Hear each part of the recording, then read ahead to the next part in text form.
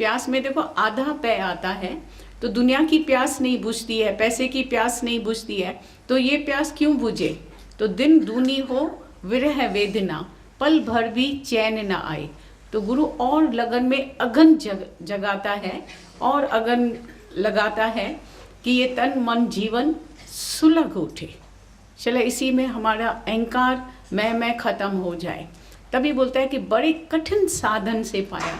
जब कोई ज्ञान इजी तरह से मिलता है, बिना फी के हम लेते हैं, तो उसका हम इतना कदर नहीं करते हैं। कभी मुफ्त की दवा मिलती है ना, तो हम ताक पर रख देते हैं।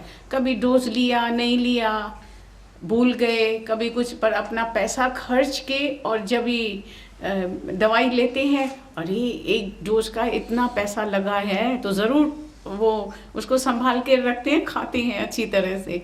तो ये नहीं समझना ये हमको फ्री में ज्ञान मिल रहा है, मुफ्त में ज्ञान नहीं मिल रहा है, इसके लिए बहुत बड़ी फ़ी देनी होती है।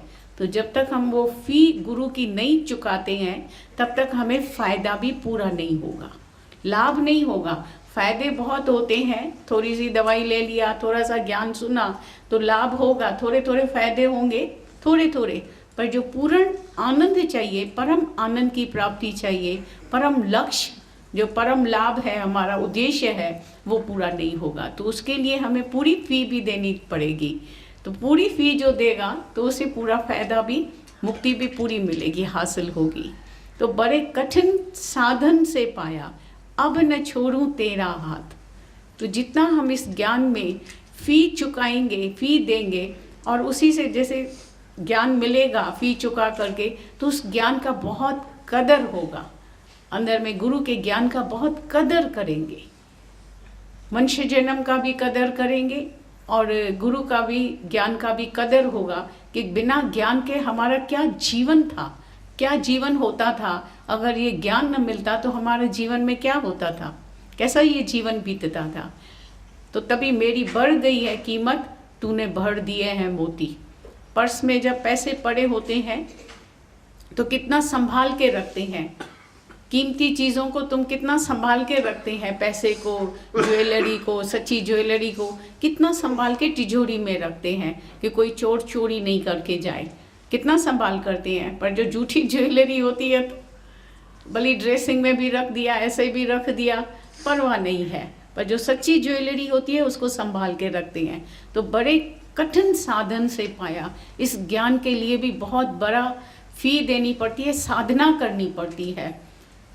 साध सदावण डुहेला, साधन कम डुहेला, साध सदावण सोहेला।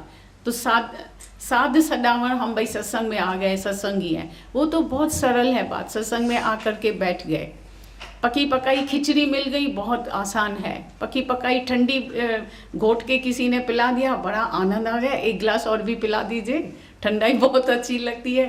पर अपनी घोट तो नशा हुई। तो जब हम उसके लिए ठंडाई को घोटते हैं, जब अपना बनाते हैं ठंडाई, तो उसमें कितना दम लगाना पड़ता है।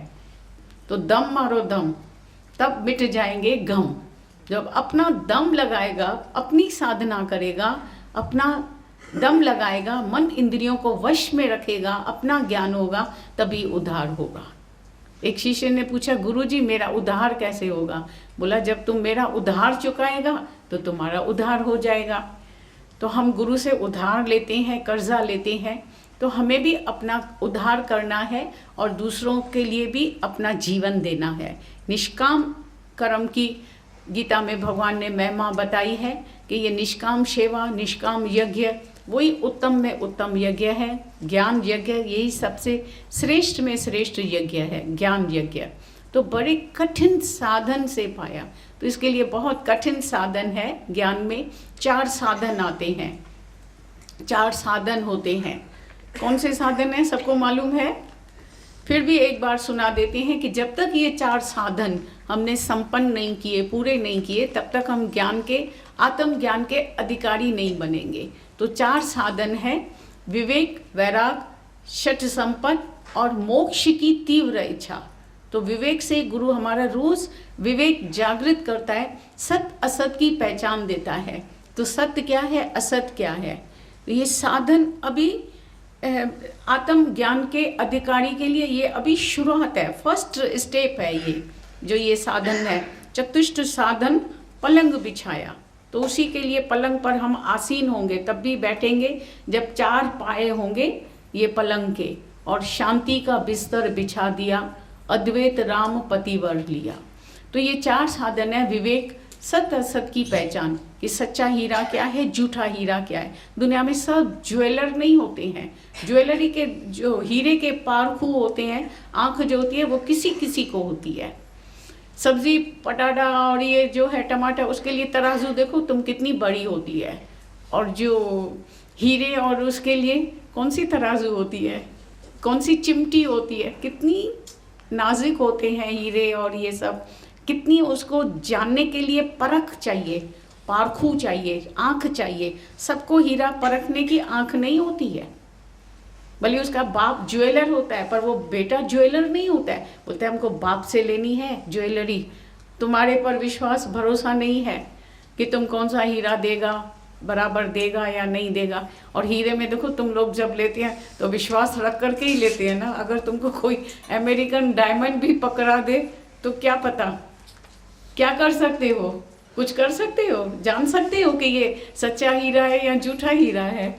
नहीं, विश्वास पर ही करना पड़ता है। तो उसके लिए आंख मिलती है, ये रब नू देखने वाली ये आंख गुरा तू ली थी। तो जब गुरु से हमें ये 10वां द्वार, ये विवेक की आंख गुरु हमारी जागृत कर देता है, तीजा नेत्र ज्ञान नेत्र खोल देता है, तो उसी से हमें अनुभव होता है, जान लेते हैं कि ये दुनिया सारी मिथ्या है, ब्रह्म सत्य और जगत मिथ्या। तो जब ब्रह्म सत्य से आत्मा से प्रीत हो जाती है, लगन लग जाती है, तो दुनिया से जो प्रीत है वो हट जाती है, वैराग वृत्ति आ जाती है। वैराग अंदर से, न किसी से वैर है और न किसी से राग है, किसी नाल द्वेष नहीं, किसी नाल राग नहीं, किसी से न दोस्ती है न किसी से वैर है। किस नाल कीजिए दोस्ती, सब जग चलनहार।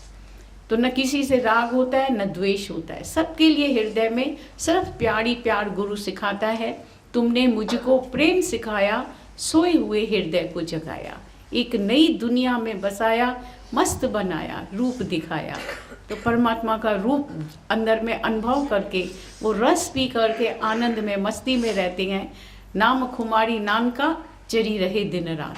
बाकी दुनिया के नशे तो चढ़ते और उतरते रहते हैं। अंदर में वैराग वृत्ति आ जाती है कि ये सब पदार्थ जो भी हैं वो जड़ पदार्थ हैं, वो चेतन आत्मा को, मालिक को खुशी आनंद नहीं दे सकते हैं।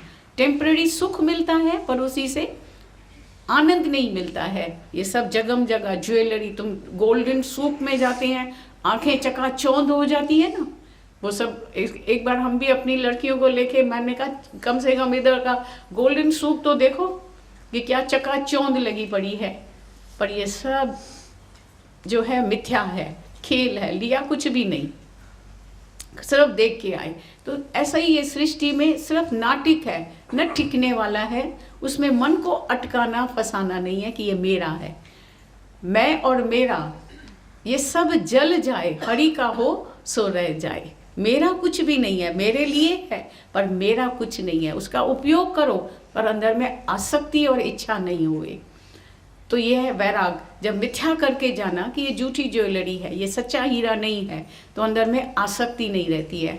एक औरत की 9 लाख हार जो था आदमी ने बना के दिया, इमिटेशन ज्वेलरी का, हीरे का, तो 9 लाख का हार समझ करके ही, सच्चे का समझ करके पहन कर जाने लगी। तो जब ड्रेसिंग पर रखा, अभी भाई पहनती हूँ, शादी में जाने का है, तो इतने में नौकर चोरी करके गया, बेहोश होके गिर गई। बोला अरे मेरा 9 लाख हार जो है गुम हो गया। आदमी ने कहा बेहोश नहीं हो जा, मैं तुमको दूसरा बना के दूंगा, कोई बात नहीं, तुम शादी से होके आओ, अपना जो बहन के लड़के की शादी है उस पर होके आओ, मौज करके आओ, पर मैं तुमको दूसरा बना के दूंगा, तुम दुखी नहीं हो। तो बोला वो झूठा हीरे का हार था, झूठा इमिटेशन अमेरिकन डायमंड थे, कोई बात नहीं, मैं दूसरा बना के दूंगा। बोले हाँ अच्छा फिर तो ठीक है। तो पहले सच्चा समझा तो बेहोश हो गई, और जब झूठा समझा तो उसका दुख खत्म हो गया। तो हम भी जब जगत को सत्य मानते हैं तो एक एक बात का, शब्दों का, एक एक हालत का अंदर में शोक करते हैं, दुखी होते हैं, आसक्ति रहती है। और जब समझते हैं कि ये सब मिथ्या है, खेल है, नाटक है, तो बार बार गुरु ये विवेक जागृत करता है कि सत्य असत को पहचानो, जानो। तो ये सत्य आत्मा है, बाकी सारा जगत खेल है, नाटक है, मिथ्या है, सपना है, ये सब सपना है, झूठा है। तो उससे प्रीत नहीं रखो।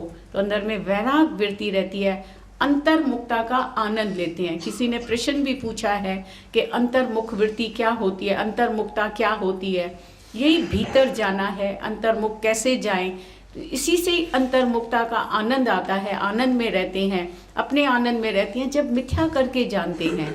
यही अंदर जाने का रास्ता है, यही 4 साधन है कि विवेक, वैराग, अंदर में वैराग वृत्ति रहती है कि सारा जगत खेल है, सपना है, एक कहानी है, नाटक है, उसमें अटकना और फंसना नहीं है। झूठ को झूठ करके जानना है उसी समय। पहले हम उसको सत्य मानते हैं, फिर कहते हैं ठीक है, ठीक है, वाहिगुरु करते हैं, शुक्र करते हैं, ठीक है, शुक्र है, फिर सब्र करते हैं। पर हर हालत में पहले से ही शुक्राना माने। ऐसा नहीं ज़बरदस्ती से ठीक है, क्या करें, एक भी न दे 10 भी हर ले, तय मूरा कहो तू क्या करे। भाई जोरावर है, परमात्मा लेके जाता है तो हम क्या कर सकते हैं। जब नुकसान पड़ता है तो हम क्या कर सकते हैं। पर जब अंदर में जानेंगे कि मेरा कुछ है ही नहीं, नॉन पोजेशन होके रहेगा, तो अंदर में नहीं समझेगा कि मेरा था ही नहीं, जो मेरा है नहीं वो मेरे को मिलेगा भी नहीं, जाएगा। और जो मेरा है, मिलने वाला है, तो अपने आप से आकर के मिलता है, अपने आप से आकर के मिलता है, नहीं न चाहते हुए भी मिलता रहता है। जो इच्छा तजे वो अनिश्चित फल पाए है। तो अंतर्मुखता का यही आनंद लेते रहते हैं, समता भाव में रहते हैं। अंदर सूक्ष्म वृत्ति रहती है कि जगत को मिथ्या करके जानते हैं, अपनी आत्मा में हमेशा प्रीत रखते हैं, सत्य के साथ संग रखते हैं। षट संपत में 6 बातें आती हैं, शम, दम, ततिक्षा, श्रद्धा, समाधान, उपरामता। ये 6 बातें आती हैं। शम, दम, मन को वश में रखना, इंद्रियों को वश में रखना, ब्रेक रखना। हमारी ब्रेक हमारे हाथ में होनी चाहिए। अभी जब तुम कार चलाते हैं तो अगर तुम्हारी ब्रेक फेल हो, क्या हालत होगी, क्या हालत होगी? एक्सीडेंट होगा, पक्का, बिल्कुल। अच्छा, जिसकी तुमको मालूम हो कि ये ब्रेक फेल है कार की, वो कार तुम कभी लेते हैं? क्या करेंगे? कैसी भी ऊंची कार होवे, मर्सिडीज कार होवे, करोड़ की होवे या बहुत महंगी होवे, तुम क्या करेंगे? वो काम की हुई कार, उसको यूजलेस समझेंगे। तो जो मनुष्य अपने मन का मालिक नहीं है, मन की ब्रेक उसके हाथ में नहीं है, तो वो मनुष्य कहलाने के योग्य है? कहलाने के योग्य है? वो मनुष्य हुआ या मुर्दार हुआ, बेकार हुआ? एक्सीडेंट करता रहेगा ना, तभी तो सबका एक दूसरे से एक्सीडेंट होता रहता है। फिर कहते हैं सॉरी सॉरी। हम कहते हैं सॉरी नहीं बोलो, पर be careful and you won't fall. तो जब हम गाड़ी चलाना सीखते हैं पहले, तो कितनी मिस्टेक्स होती है, कोई बात नहीं, मिस्टेक कर करके फिर हम एक दिन परफेक्ट हो जाते हैं। Practice makes man perfect. तो शम और दम, मन और इंद्रियों को अपने वश में, नियंत्रण में रखना, वही मनुष्य है जो मन का ईश्वर है, मन का मालिक है। तन मन का गुरु हमें मालिक बना देता है कि तन और मन को, इंद्रियों को अपने वश में रखो, अपने नियंत्रण में रखो। काम, क्रोध, लोभ, ऐसा नहीं क्या करे क्रोध आ जाता है, क्या करे ख्याल आ जाता है, नहीं, तुम मन का मालिक है। ये प्रकृति तुम्हारे वश में होनी चाहिए। ये शरीर और मन, इंद्रियां हमारे वश में होना चाहिए, मालिक होकर के रहें, तभी आनंद आएगा। दूसरे का मालिक नहीं बनो कि हम औरत का पति है, इसका पति है, इसका मालिक है, इसका बड़ा भाई है। दूसरे पर क्रोध करना, दूसरे को समझाना, सलाह देना बहुत सरल है, पर इधर हम मास्टर बनते हैं अपने आप का कि हम अपना उद्धार करें। चला अपने अंदर मन हमारा हमको दुखी न करे। शम, दम, ततिक्षा, आप सबकी ये बहुत बड़ी ततिक्षा हो रही है। इतनी देर ज़मीन में बैठे हैं, कितने लोग नहीं बैठ सकते होंगे, किसी को कुछ काम होगा या कुछ भी, बहुत सारी ये ततिक्षा है। ततिक्षा का मतलब है सहारण शक्ति, अंदर में एंड्योरेंस पावर होना चाहिए। सुख दुख जो भी माया के द्वंद्व हैं, जोड़े जोड़े माया में होते हैं, दुख सुख हैं, गर्मी सर्दी है, भूख प्यास है, जन्म मौत, लाभ अलाभ, निंदा प्रशंसा, दोनों में हम समान भाव में रहें। जो भी माया के बातें हैं उसमें हम एक रस समता भाव में रहें। तो ये है ततिक्षा, अंदर में ततिक्षा, सहारण शक्ति। तुम योगी और तपस्वी हैं, सन्यासी हैं, सच्चे संत हैं, सच्चे महात्मा हैं, योगी हैं। ग्रस्त में रहते हुए भी ये योग में तुम आरूढ़ हो जाते हैं, पक्के हो जाती हैं जब भी, तो सब द्वंद्वों में माया के तुम समान भाव में एक रस होकर रहती हैं। ततिक्षा, ये ततिक्षा करती हैं। अभी किसी को प्यास लगी होगी, कभी कुछ तभी भी तुम ततिक्षा कर रही हैं। थक जाते होंगे, इतनी दूर दूर से आते हैं, तकलीफ लेकर के आते हैं, नींद फिटा के आती हैं, ये सब ततिक्षा है। ये तुम्हारी सब तपस्या हो रही है। तो जितनी तुम तपस्या करेंगे, मन इंद्रियों की तपस्या करेंगे, उतना तुम्हारे अंदर में कंट्रोलिंग पावर आएगा, आनंद और शांति बरकरार रहेगी हमेशा। हाय हाय नहीं करेगा, हर हालत में समान भाव में एक रस रहेगा, वननेस एंड सेमनेस में रहेगा। शम दम ततिक्षा, श्रद्धा, गुरु के वचनों में पूर्ण श्रद्धा, अटूट श्रद्धा होनी चाहिए। और अगर कोई शंका है भी, प्रश्न है, तो वो जो है विवाद नहीं पर संवाद होना चाहिए। गुरु से प्रश्न उत्तर करके अपना समाधान करना चाहिए। अपनी जो भी है शंका, शक नहीं रखें, गुरु में कभी भी शक नहीं रखें, तो वो शक हमको भगवान से, गुरु से दूर कर देगा। गलत फहमियाँ नहीं अंदर पालते रहें, गलत फहमी नहीं। एक दिन की बात हम बताते हैं, सच्ची रियल बात बताते हैं। हमारे पास एक रिंग थी, गीता भगवान की है, अभी मैं इधर नहीं लेके आऊँ, वन ऐसा बहुत अच्छी सुंदर वो रिंग है। तो वो हमने, नारायण जी हैं, नारायण भगवान के भाई जो हैं वो ज्वेलर्स हैं, तो एक दिन मैंने उनको दिया कि ये मेरे को देख के दियो, क्योंकि बहुत सालों की थी, बहुत सालों की, आपको मालूम है ना, शादी के टाइम की, तो बहुत साल हो गए। तो मैंने कहा कहीं बीच में हमारे माता भगवान का भी एक हीरे की रिंग थी, तो उसका हीरा गुम हो गया। बैंड स्टैंड पर जा रहे थे वॉकिंग के लिए और उनका हीरा गिर गया। दूसरे दिन हमने कितना ढूंढा, मतलब उसी समय भी अपने घर से लेकर के सब कार में, ये वो बहुत अच्छा सुंदर एक हीरे की रिंग थी माता भगवान की, तो हीरा गुम हो गया, तो खो गया। तो इतना हमको वैसे शौक भी नहीं है, मालूम भी नहीं था कभी ऐसा गुम हो जाता है हीरा, कैसे गिर गया, कहाँ गिर गया, बहुत ढूंढा नहीं मिला। तो फिर हमें ध्यान आया अपनी रिंग के लिए भी, हमारी भी बहुत पुरानी रिंग है, क्योंकि माता भगवान की भी बहुत सालों की जैसे थी, चंबे घस जाते हैं कभी तो गिर जाता है हीरा।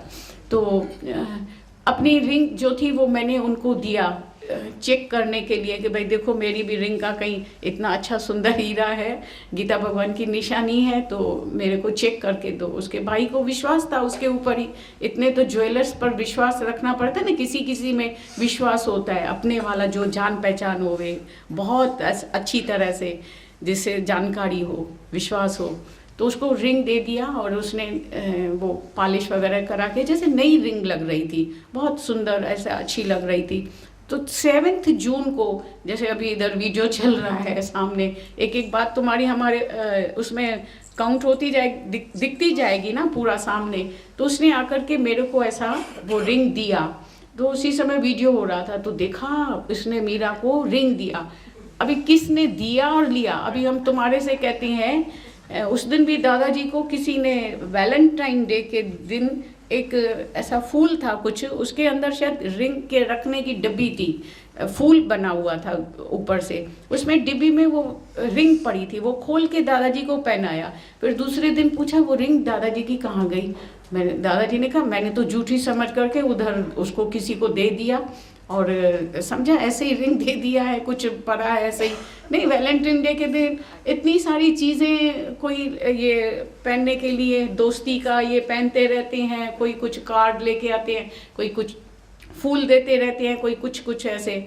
तो उन्होंने कहा रिंग तो मैंने ऐसे ही रख दिया, किसी को दे दिया था उसी समय रश में, हमको तो पहनने का नहीं था, दे दिया किसी को।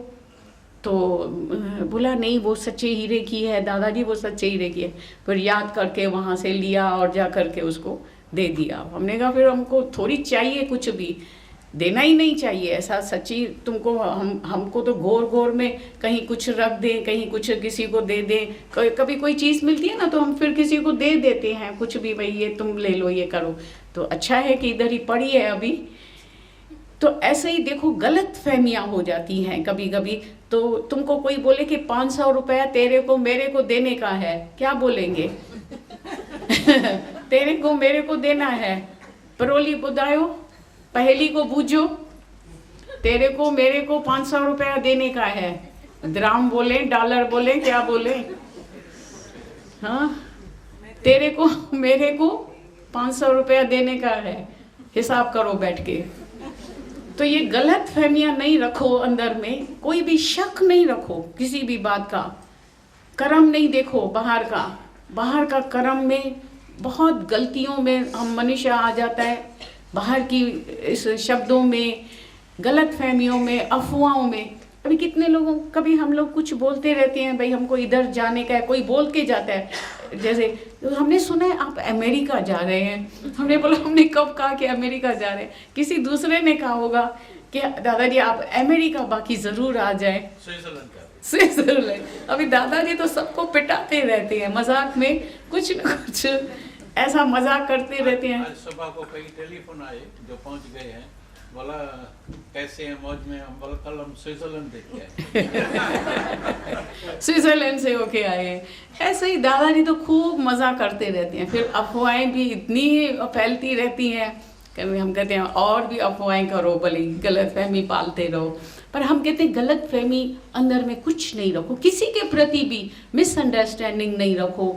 बहुत अशांति और शक जो होता है अंदर का, वो अशांति देता है। गलत फहमियाँ हटा के जाओ, आज मिटा के जाओ, समाधान करके जाओ। गुरु से आकर के प्रश्न उतर करके अपने अंदर का अज्ञान निवृत्त करके जाओ। जो भी वहम संसार भरम हो मिटा के जाओ। समाधान, शम दम प्रतीक्षा श्रद्धा समाधान, तभी समाधान हो जाएगा अंदर में, तो सहज समाधि हो जाएगी। अंदर में संकल्प विकल्प संकल्प विकल्प से खाली हो जाएंगे, फिक्र से खाली हो जाएंगे। जो फिक्र से खाली होता है वो सदा अंतर्मुखता में रहता है। वही श्रद्धा गुरु में इतनी रखता है कि उसे कोई अंदर में संदेह संशय भ्रम बाकी नहीं रहता है, कोई दीवार नहीं रहती है, कोई खटर नहीं रहती है अंदर में रिलैक्सेशन हो जाता है। उपरामता, फिर तुम उपराम होकर के रहेंगे, असंग होकर के रहेंगे। माया में रहते हुए भी तुम उसी से असंग होकर के रहेंगे, किसी कुसंग में गिरेंगे नहीं, फंसेंगे नहीं तो ये माया का टेम्पटेशन, माया का अट्रैक्शन ऐसा है कि बार बार जीव को अपनी तरफ खींच लेता है। ये इंद्रियां बाहर मुख, माया का अट्रैक्शन उसको खींच के लेके जाता है दुनिया के रस में, विषयों में। टेम्पटेशन खींच के लेके जाते हैं। कहते हैं क्या करें, मन इंद्रियों को वश करना, बड़ा कंट्रोल करना बड़ा मुश्किल हो जाता है। तो उपराम असंग होकर के रहें, कभी भी इंटरफियर नहीं करें, किसी की बातों में इंटरफियर नहीं करें। असंग होकर के खेल बैठ के देखें, साक्षी होकर के। अभी तुम इधर बैठे हैं, घर में क्या भी हो रहा है, तुम इंटरफियर करेंगे जा कर के? तो घर में भी ऐसा मौन में, शांत में, जैसे मैं वानप्रस्थ में रहा पड़ा हूँ, जैसे वन में रहा पड़ा हूँ। ऐसी गहरी नींदर आई कि जगत महल ना रहो दिखाई। अंदर में शांति, जैसे इधर एसी हाल में शांत में बैठी हैं, ऐसे अंदर से हमारा मन भी शांत हो जाए, असंग हो जाए, मन की माया, मन की प्रलय हो जाए, अंदर से मन रचित संसार अंदर से खत्म हो जाए, रिलैक्स होकर के रहें, उपराम, असंग, अनासक्त होकर के रहें। और चौथा साधन है मोक्ष की तीव्र अभिलाषा होनी चाहिए, अभीप्सा, व्याकुलता होनी चाहिए, तीव्र। जैसे एक मछली पानी के बिना नहीं रह सकती है, तो आँखा तो जीवा, विसरे तो मर जाए। तो परमात्मा याद है, गुरु हमें याद है तो हम आबाद हैं, भूले तो बर्बाद। तो आज से ये 4 साधन हम पक्के रखेंगे, तभी समझो अभी हम आत्म ज्ञान के जिज्ञासु हुए, अधिकारी बने। इधर तो दादा भगवान किसी को अधिकारी अनधिकारी नहीं देखते हैं, जो भी आ जाते हैं तो उनके ऊपर अपने प्रेम की, ज्ञान की वर्षा कर रहे हैं। पर वैसे पिछले ज़माने में जब भी गुरु किसी को ज्ञान पहले देता था तो उसको पहले अधिकारी बनाते थे, देखते थे कि ये अधिकारी है, ज्ञान का अधिकारी है, या कर्म कांड में, भक्ति में, द्वैत में, गृहस्थी विषयों में, माया में फंसा हुआ है। उसकी परीक्षा लेते थे, तभी उसको ज्ञान का ये ब्रह्म ज्ञान देते थे, आत्म ज्ञान देते थे। तो हम सब भाग्यशाली हैं। तो गुरु हमें कैसे ये ब्रह्म ज्ञान की वर्षा कर रहे हैं। मैं वसिया तेरी रहमत दा सब जगह हड़िया, हमें सरसब्ज बनाता रहता है। चल तीर्थ बन करके हमारे लिए सैर करते रहते हैं, अपने को कष्ट देकर के भी कहाँ कहाँ दादाजी चल करके आते हैं। तुम्हारे सब यज्ञ पुण्य बहुत ही जोर है, बहुत कई जन्मों की तपस्या है, पुण्य है, जो घर बैठे हमें सद्गुरु मिल जाता है, इतना ब्रह्म ज्ञान मिलता है। बाकी एक कृपा अपने ऊपर करें कि इन वचनों को अपने हृदय में समाहित करें, इन पर आचरण करें, अमल करें, तभी हमारा कल्याण होगा, जीवन धन्य धन्य होगा। एक बात मेरे को याद आ रही है, विनोबा भावे एक दिन अपने गांव में गया जहां उनके रिश्तेदार रहते थे। तो एक दिन उनकी नानी ने कहा सत्संग के बाद, आज आप मेरे साथ चलो। नानी की दिल होती है ना बहुत, तो अपने साथ घर में लेके गई। बोला बेटा कैसे है, बहुत सालों के बाद मिला है, इतने सालों के बाद बहुत खुशी हुई तुमको देख करके, इतना अच्छा सत्संग किया, ये किया। तो बोला ठीक है नानी, आज क्या सुना आपने सत्संग में, क्या सुना? बोला बेटा क्या बताऊं, 75 साल की उम्र है, बार बार भूल जाता है, जो सुनती हो वो भूल जाता है। अक्सर करके बड़ी एज में तुम देखना सब बातें स्लिप हो जाती हैं। आजकल तो यंग एज में या ज़्यादा काम होते हैं ना दिमाग में, तो कोई ना कोई बातें स्लिप हो जाती हैं, भूल जाती हैं, मेमोरी डल होती जाती है। धीरे धीरे करके बड़ी एज में बातें भूलने लगती हैं। होती है या नहीं होती है? कान भी बहरे हो जाते हैं। एक तो बात सुनते हैं, आधी बात सुनते हैं, आधी नहीं सुनते हैं, और जो सुनते भी हैं तो फिर भूल जाते हैं। इतना इधर सत्संग चलता है। अभी हम आपसे पूछेंगे क्या सुना, मतो खनन शुरू करना थी, हाँ क्या सुना, ये तो बड़ा मुश्किल सवाल है। ठीक है, तो उसी से भी पूछा विनोबा भावे ने नानी से, बोला क्या बताऊं बेटा, तुमको पता है मेरी इतनी बड़ी एज है, बड़ी उम्र है, बेटा भूल जाता, सब भूल जाता है, सब अंदर यादाश्त ही खत्म हो गई है। तो दिमाग कमज़ोर पड़ गया है, नसें कमज़ोर हो गई है, इतनी बीमारियां लगी हुई है, ये है, इतनी दवाइयां खाते हैं ऊपर से, तो बहुत ही दिमाग का डेवाला निकला पड़ा है, कुछ याद नहीं रहता है। तो थोड़ी देर के बाद फिर बेटा तुम्हारी माँ ऐसी थी, तुम्हारी मासी ऐसी थी, इसने ऐसा किया, तुमको ऐसा पाला, ये किया, तुमको ये दिया, वो दिया, ऐसा किया तुम्हारे साथ, ये दिया, वो दिया, बहुत सारी पुरानी पुरानी बातें, बहुत पुरानी पुरानी बातें उनको बताने लगी, करने लगी उनसे, बहुत प्यार की। तो बोला नानी आपको ये तो सब बातें याद हैं, अभी पुरानी पुरानी 50 साल की बातें भी याद हैं। बोला क्या करूं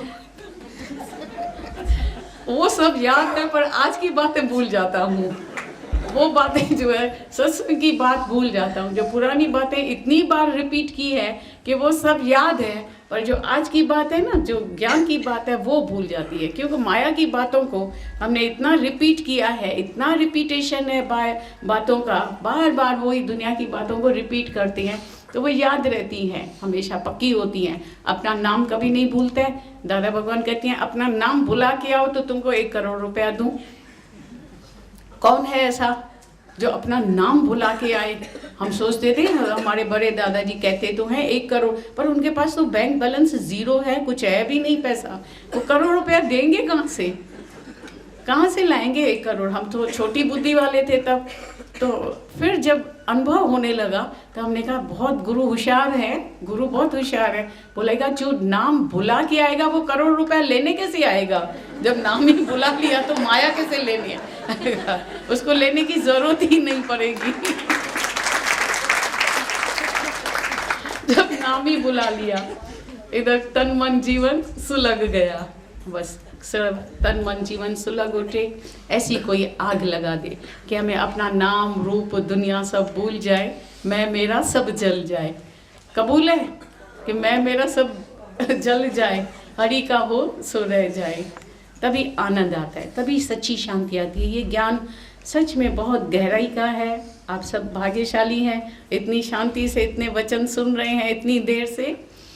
सबका बहुत बहुत थैंक्स।